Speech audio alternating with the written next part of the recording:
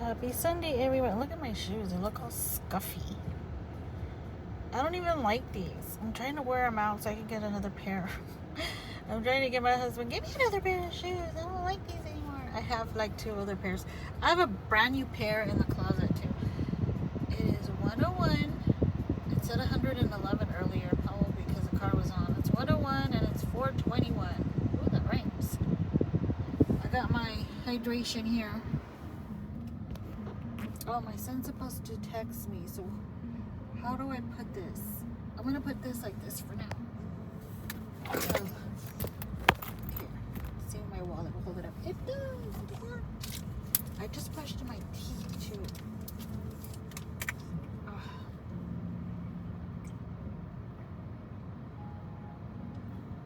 Oh, yeah, it tastes weird. The Gatorade Berry. This one. The Gatorade Berry. Ooh, that looks like a commercial. Yeah. My son's supposed to text me because he said that he got an email stating that they were going to run a little bit later today. So I was like, well, how am I supposed to know? I'll text you as soon as I get inside and I find out myself. And I'm like, all right. But I really think it's a typo, because in the email it said from 4:30 to 7:30. I was like, there's no way I'm staying here till 7:30. I'll tell you that right now. I said, I'll come back for you, but just let me know. And he's like, all right, I'll text you when I get in. So that's why I have the phone like this for now. Tonight, we're going to have The Walking Dead, Dead City return. And guess who is back? Guess who's coming back? I'm so happy. Beth is coming. Not Beth from Yellowstone. Beth from The Walking Dead. Which I'm kind of like confused. Like, how is she coming back if you all put a bullet through her head on The Walking Dead? How is she back? You know what? I don't care. She's back. This hopefully will be the beginning of saving this show, because honestly, I was not liking this show at all, and you all already know that.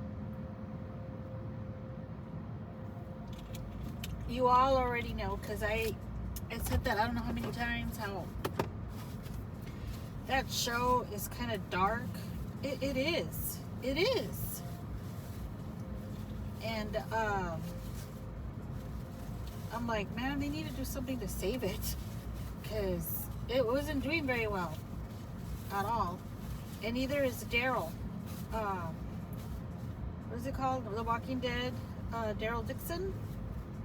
Yeah, that's not doing very well either. And I think next year will be the last season for that, which I'm kind of sad, because we've all been waiting for. Ooh, my cream is melted.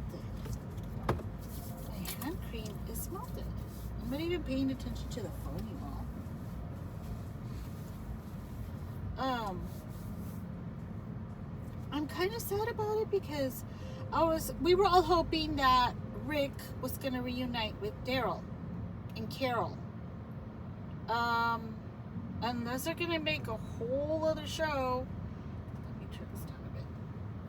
I don't see that happening unless it's just like it's a quick reunion, you know, like Rick, Daryl, you know, Carol, you're here, you know, I'm here, and then it ends. I don't know. I don't know how that is gonna work out. Man, I was really hoping for the bigger reunion, you know, for Rick, Carol, Daryl, Maggie, and Negan. And of course, Emily. Kenny, Beth. And little by little, start bringing everybody back. But I don't know if the writers want to do that. And I don't know why not. That's what we all want. We want everybody together again. You know? And I saw this reel on Instagram where they were naming, and I don't remember all of them, of course, because of my short memory. But they were naming like unnecessary deaths of The Walking Dead, and one of them was Carl, which I strongly agree. I thought that was ridiculous that they killed Carl off. And he mentioned they could have just replaced him with somebody older, you know? And I'm like, yeah, why didn't they? Why did they have to kill Carl off? That was such a bad move. And I agreed with somebody else about Beth too. Like, that was an unnecessary death. To bring her along that far, to give her finally a storyline.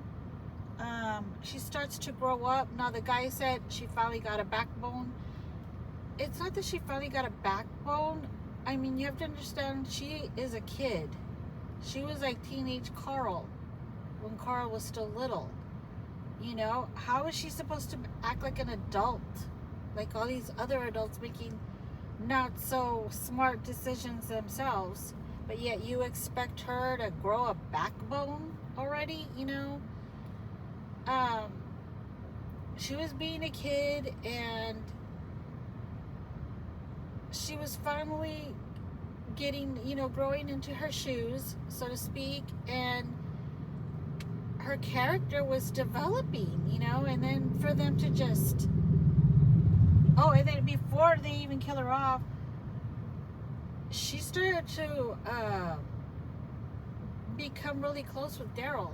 Now, some of you are going to disagree with me. Some of you are going to be like, no, she was too young for Daryl. Oh, I hate reading those stupid comments.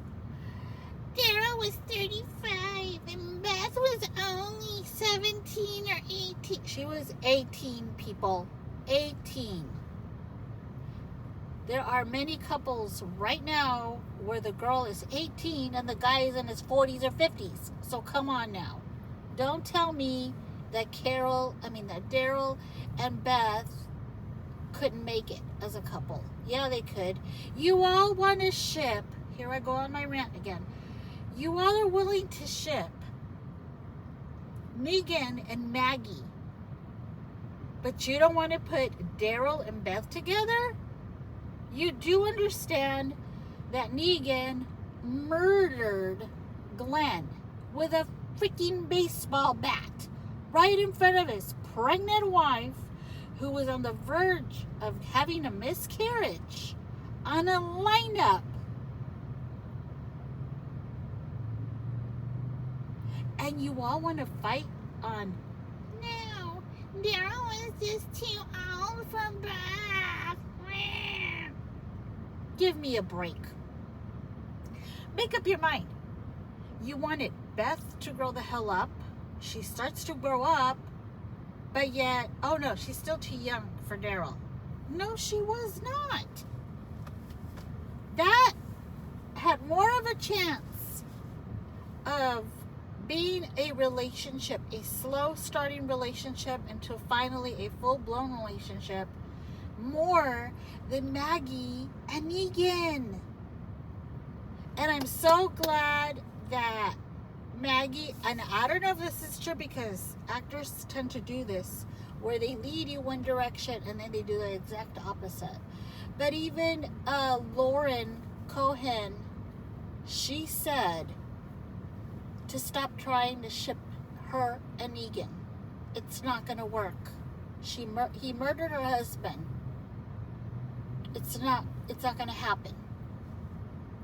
Those were her words, not mine. Those were her words. And I think you people that are not really fans of the show, I think you need to accept that and move on already. Stop with your nonsense about, oh, Maggie and Negan are going to be a couple. They need to ship them already. No, maybe you need to start watching another show. There's Love Island. There's a 90-Day Fiancé. There's the 90-Day Diaries apparently now. I don't watch any of those because they're stupid. But, or go watch Jersey Shore. I mean, go watch something else where you can ship people together. Not here, okay? Not here. Okay, there was my rant. And I know a lot of people are like, who the hell does she think she is? But honestly, I'm so sick of it. I'm sick of it.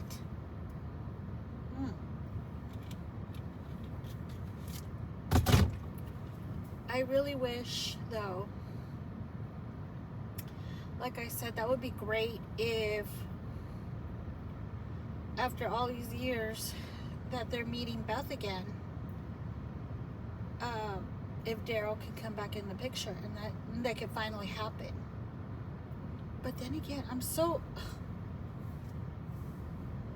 I keep going back to it. I'm so confused. How is she back? How is she back after she was shot in the head? Maybe she's playing a different character. Maybe she's not Beth anymore. Maybe she's somebody that looks like Beth, which is fine with me. I don't care, but can we please bring Daryl back to this Beth lookalike, who really is Beth? But can we do that?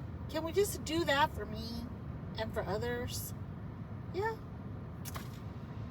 Anyhow, so since today is my son's last day, I'm going to finish up. We were doing, and my son never texted me, and I'm afraid to even go down. We're just gonna put you all right here. Okay, we'll put you all right there. Okay, so we talked about Carol. We talked about Deanna, Alpha, Jadis, Maggie, and Michonne, which these are all the handpicks that I got myself of the leaders of The Walking Dead. I'm not picking on others that kind of took over for a little bit, because honestly, these are the women that stood out. Some of them were actually leaders, but these are the women that stood out. Now, to tie it all together and end it with the leaders, the women leaders of The Walking Dead, I'm going to finish up with Pamela, or as I like to call her, Pam. This is shorter. So, Pamela Milton. I'm going to read from my notes. Why don't I have my pen? One of my pens that my son got me stopped working at church when I was taking notes. But luckily I had another one. I had 2 more pens actually in my purse. Oh, there.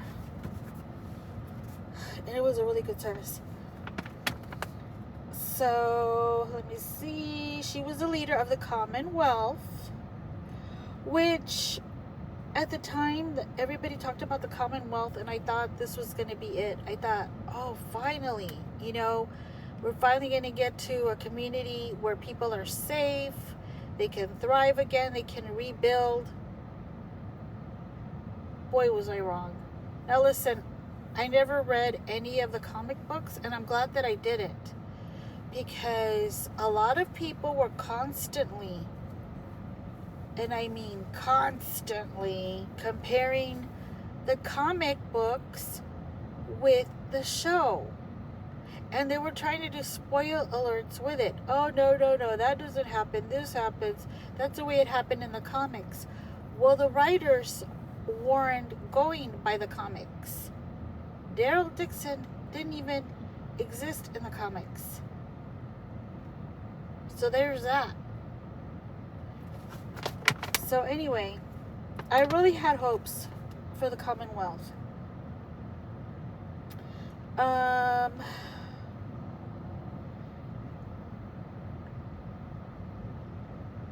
Here in my notes it says she was a complicated character. Oh yeah, she was. Because she wasn't necessarily and I'm trying to think of what I want to say while I'm reading my notes, by the way. She wasn't necessarily brutal like Negan. Like, when I do the men, and I don't even know how I'm going to do the men, but when I do the men, I'm wondering how Negan determined who's going to be a savior and who's just going to be there working for him. Even though the saviors did work for him, but you know what I mean? Like the people that he took in, they weren't going around calling themselves the saviors. They were being protected by the saviors. And they had to do work for the saviors. The saviors had the hardest part, though, because they had to go out there and collect. And if they didn't get anything, well, then they had to do away with the people that weren't providing, right? But I'm really curious how Negan determined who becomes a savior and who's just a common person. With Pamela, she didn't kill anybody with a bat. I don't know if she should be called a little bit more civilized with how she determined who stays and who doesn't. Because if you recall, everybody went through an interview and they were pretty much tormented first. They were put in the cart, one of those train carts again, or whatever you call them, and they were left in there by themselves for a bit before they actually brought them out, put them in a room with like 2 or 3 different people, and they were required to answer questions. And they were difficult questions. And then that's how they would determine what social status they would have in her community. Because everybody in her community had a job to do. Does that remind you of somebody else? Deanna? However, Deanna, when we talked back in the week, so we talked about Deanna, she would interview people and she would determine who she would let in and what jobs they would have. Now, these people that were allowed in were good people. She wasn't making them work for her. She was having them work for each other, for the community, to keep this community going. Pamela was not like that. Good old Pam, she was like, no, you're going to work for me. And if you don't do as I say, well, then guess what's going to happen to you? You know? Pam was more of, she was the governor of that community. And how can you still have a governor? So confusing. Before the apocalypse, Pamela came from a powerful political family. Her father helped create the Commonwealth, a large organized community. I don't know why I can't talk today. Organized community that tried to rebuild the old world. That's a lot said right there, because I'm like, what was the old world? The old world as in the old way of thinking, of surviving, of I don't know, just running around, having people break laws, having others obey laws. What was the old world that they were trying to recreate? I guess it was all political. But what good is that in the middle of the apocalypse? What are you going to govern here? You have people that are still alive trying to survive, and then you have people that are dead walking around. You can't govern them.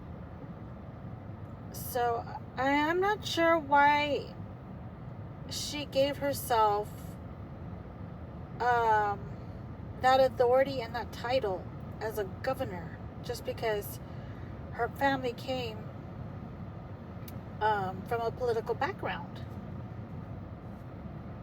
Here we're comparing the Commonwealth with Alexandria, which I kind of did already. It has a government, military, jobs, housing, and even entertainment. Yeah, it had all that. Now, can't really say that Alexandria, really had entertainment. They didn't have a petting zoo. They didn't have a theater. I know that was brought in later on at the hilltop, right? But not in Alexandria.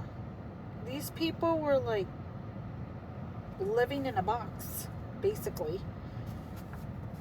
But in the Commonwealth, they had those things.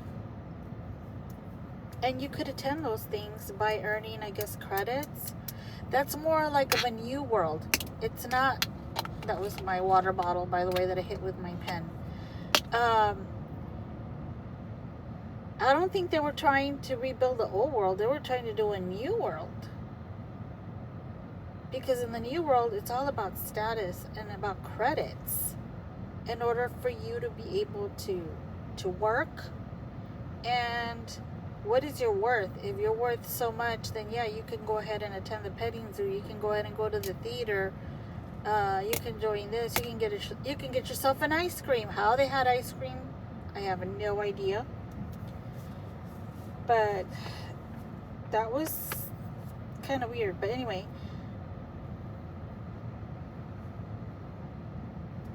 yeah, and this is where I talked about how Pamela assigned roles and treated people differently based on their old world status jobs. Yeah, that's in the interview. It's kind of like you sat down in front of these people getting interviewed, like, oh, what'd you do back then? And we have a file here on you. How the hell did they get a file? Okay, it's a show. Yeah, so like I see here that you worked as a tax collector, let's just say, right? And how did you collect these taxes? And did you have fun doing it? And what would you do when they didn't? And yeah, what were you getting paid? You know, it was weird. Now, Pam believes that in her community, they need rules, they need hierarchy, and they need strong leadership. That's very interesting. Because, I mean, what is she saying here? Like, is she saying that if people don't have somebody to look up to, they won't know what to do with themselves?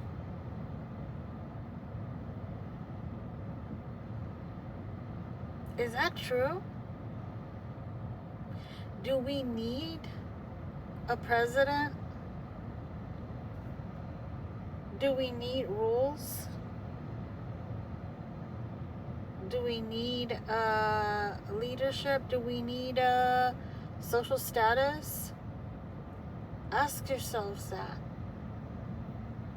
No, I am not saying that I am for none of that. I'm asking you all, do you think we need that? And compare that with the apocalypse. Is that what you would be looking for?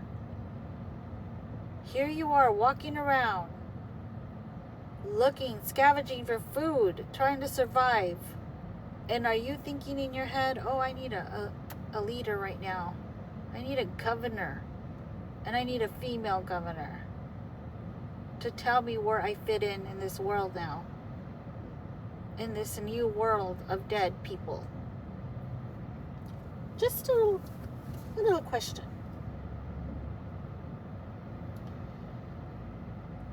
Okay, so Pamela thinks that people are safer in a society that are controlled and organized.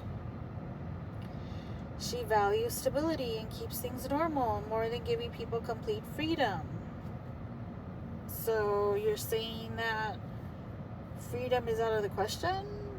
People need to be controlled. They need to be told when you can go do something and when you're not allowed. She believes some people are meant to lead and others are meant to follow. That's true to a certain point. But again, even if you are a follower, you made it that far. You made it all the way to her community on your own. Again, scavenging, surviving, killing walkers, killing other dangerous predators that are out there. And she's going to tell you, oh no, you're only meant to follow. You're not leadership material in my community. Yeah, okay. Those are her beliefs. Her flaws are, Pamela starts with a reasonable idea. We need order after the world fell apart, but she takes it too far. Yeah, that's an understatement. She becomes protective over her power and the privileged people around her. She cares about preserving the system more than fixing the unfairness inside. Pamela is someone who tried to rebuild the old world, which I still disagree. These are notes that I pulled out of ChatGPT, by the way, that I'm reading. And I wrote some on the side. No, she did not try to rebuild the old world. She wanted a new world where she's in control. But she rebuilt both good... what am I trying to say? She rebuilt both the good parts, which are safety structure, civilization, and bad parts. Inequality, privilege, corruption. Oh yeah. She's actually one of those interesting villains because she isn't saying, I want chaos. She's saying, I know what's best for everyone, which is where she becomes dangerous. I believe that she believed that she was the best for everyone. Hang on, you all. I need some more Gatorade.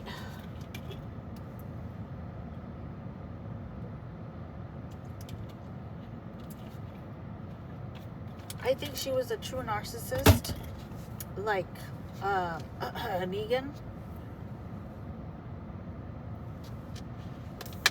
And I believe she thought she was the best for everyone.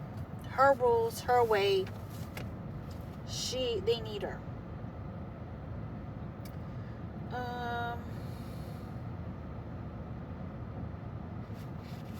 Okay. So now, I already did this where I compared her with Deanna. But I'll go over it briefly again. The difference is Deanna wanted to build a community with people, for the people. Kind of like the Constitution. By the people and for the people, right? But Pamela wanted to run society over people. She wanted civilization.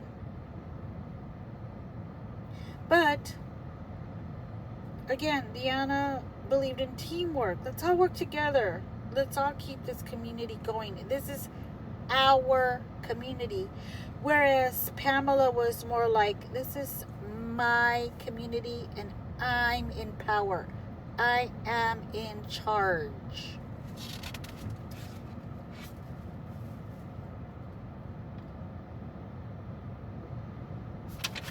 And yes, I already talked about how they both reviewed people.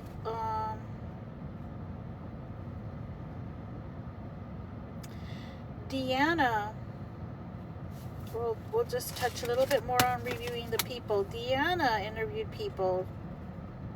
She wanted to understand their skills, their personality. She wanted to get to know them before saying, oh yeah, you're welcome. You're welcome in here, you know? I'm not sure how she did it not to let people in. Like, say one of the wolves went in there for an interview with Deanna. You know, how would she say, yeah, after careful consideration, your application for my community has been denied. You know, like, how does she tell them you're not allowed, you know? How does she even keep people like that out before? I'm really curious, and I wish we would have gotten more of that backstory. Pamela, she had, again, a system of deciding where they fit. She cared more about their usefulness, their status, and whether they would maintain the Commonwealth structure. Yeah.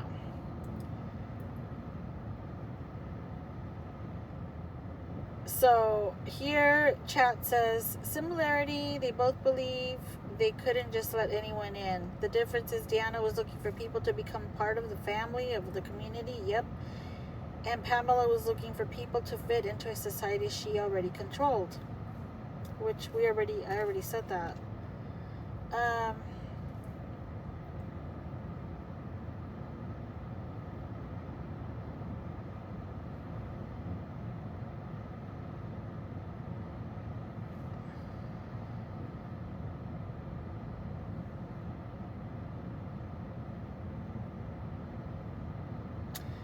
Okay, so here I wrote Rick on the side of Deanna.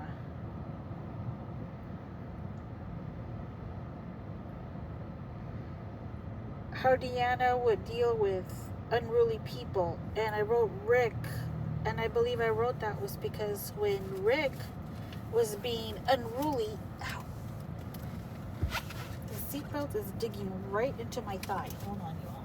Ow. Because I was sitting sideways. Oh, look at that. I was sitting sideways and I was digging right in there. Well, Rick was misbehaving, shall we say. He was being unruly. She didn't kick Rick out.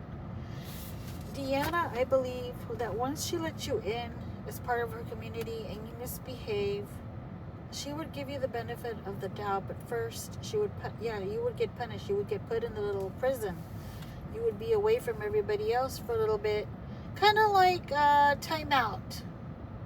We're going to put you in timeout. You're going to reflect. You're going to think about what you just did, and then we'll let you back in. But you're still going to get fed, so don't worry about that. You're just not going to be around everybody. You're not going to have privileges like everybody else. Excuse me, until you can behave yourself, right? And you apologize. With Pamela, she would just rank you. She would just rank you and she would accept you first, rank you, and she had security.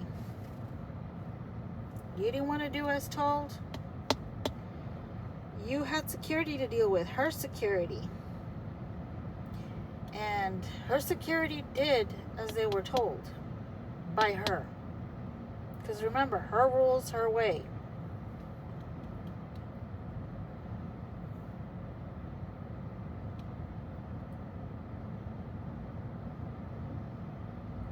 And what they have in common was, I wrote here in my notes, they both protected their communities, yes. They both had children. Deanna and Pam had children. They had their boys. Aiden was in charge of security. Pam had Sebastian, right, who grew up privileged, who grew up entitled, I would say spoiled. He saw himself higher than other people because of his mother. And then I wrote here, downfall Deanna was trusting. Yeah, that's what I was saying before. Yeah, she believed people could be better. That's what I wrote on my notes here. That's what I was saying before. She would give people the benefit of the doubt. And then sometimes it would work and sometimes it didn't. Especially with her son. Now, I thought Nicholas was her son too. And then I read that no, Nicholas was just kind of like a friend of the family or a friend of the son. And that was kind of like, what? You know, she trusted Aiden and Nicholas, and Aiden and Nicholas were kind of running amok. They were both spoiled brats, just like Sebastian was. And they were just trying to teach everybody things that they knew how to do, but They weren't giving credit to the people where they came from and how many people they had killed and what they had survived. I mean, Rick's group had survived the Terminus. You know? Cannibals. And these guys think like, oh, no, we need to teach you how to survive now. Because, yeah, you all don't know. Whatever. And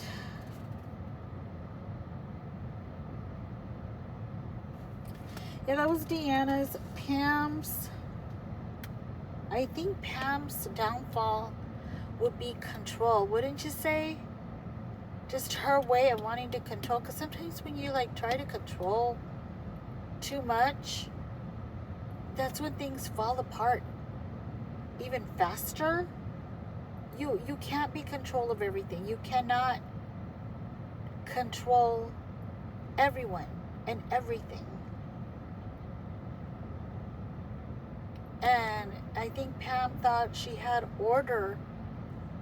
But when people started to realize, hey, you know, I don't like how I'm being treated here. I'm not even allowed to leave. They're not going to let me leave here. I'm being held hostage here. And I'm having to do things that I don't want to do for this lady just to stay here. And I don't even want to stay here. You know, and people started to wise up to that. And her son, Sebastian, was also her downfall because Sebastian thought, I am the governor's son and I can do whatever I want to anybody and get away with it. I can lie to people. I mean, I can lie to my mom about people. I can say Moon didn't do her job today and she's going to get in trouble. You know, Mom's going to believe me and Moon is going to get in trouble. She's going to have to suffer the consequences. And Mom's not going to believe me. And then, you know, before you know it, people start to wise up to that and they're like, we don't like your system anymore, Pam. No.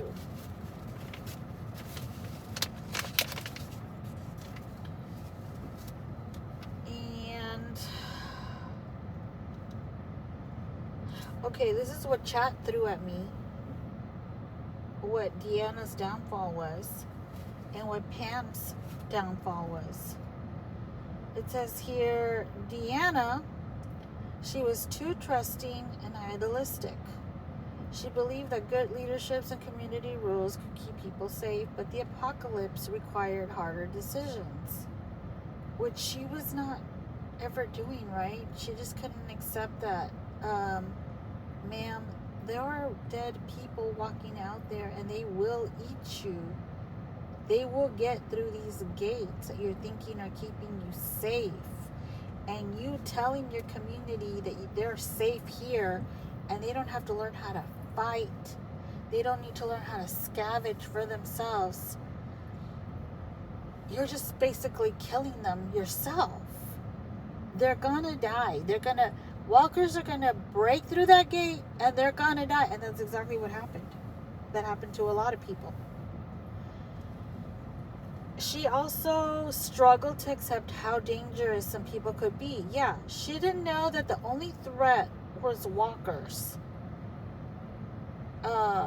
She thought that the only threats were walkers without realizing, hey, there's other people out there. There are other people out there that are worse, that are wanting to come in here and they will take over. They will kill whoever they need to take over. You got a nice thing going on here. They're out there. They're going to see this nice thing you have. Like there's food, there's water, there's showers, there's mansions that people are living in that we could be staying at. Why are we staying under a tree, you know, or up on top of a tree to prevent from trying to get eaten by walkers? And meanwhile, you all are living like kings and queens over here. Like, yeah, you know, they had the wolves that broke in. They had the walkers that got in because the tower that fell and broke the fence. And I believe that's what killed, that is what killed Deanna too. She got bitten.